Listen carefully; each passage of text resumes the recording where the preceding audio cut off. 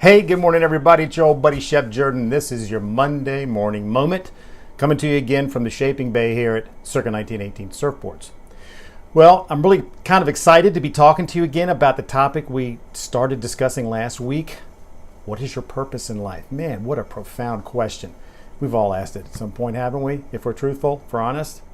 So if you remember last week, our golden nugget Bible verse of the week was Ephesians 2:10, which basically says God's given each of us, the gifts to do the good works He's already prepared for us to do. Gosh, if you think about that, that kind of answers the question, what's my life's purpose? Because you actually have one, because God's prepared it for you already, and He's given you the gifts. Oh heck, then it's easy, right? Not so much.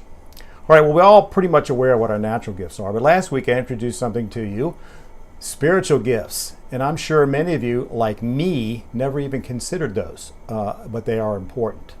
So I have to tell you, I threw you a curveball last week because I gave you two options to explore what your spiritual gifts might be. One was an online version that I thought most people would go to pretty quickly because, of course, it's pretty easy. And the other option I gave you was to get this book by Charles Stanley. So if you did the online version, great. You probably found that it's very, very broad, and there's probably 15, 16 different categories. They narrow it down to your top three, and it can be pretty overwhelming and really not tell you a whole lot, but I at least wanted to get the process started. This week, I'm going to promote getting this book, and we'll talk about that in just a second. All right, I know for some of us, the concept of spiritual gifts is a little intimidating because, quite frankly, we're not sure where our spirituality is. But if you'll stick with this process and go with it, you're going to be okay. It doesn't make a difference where you are in your spirituality. Even if you have a mustard seed size spirituality, this is going to work for you. Okay, so Apostle Paul, Romans 12, 6 through 8. Here are the 7 spiritual gifts outlined by the Apostle Paul. Here they are. 1, prophecy. 2, ministering. 3, teaching. 4, exhortation. 5, giving. 6, leadership. 7, mercy.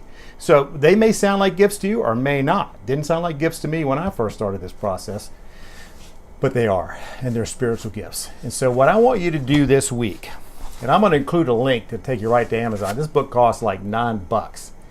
You need to get this book because it focuses only on those 7 and explains each one of them to you in great detail.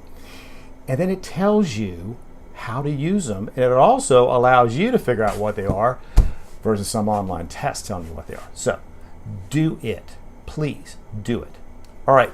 This week's Bible golden nugget verse goes all the way back to Genesis 2, verse 15.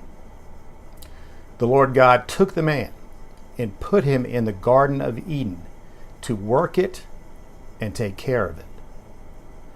God put Adam in the Garden of Eden. The earth still had that new car smell to it from creation.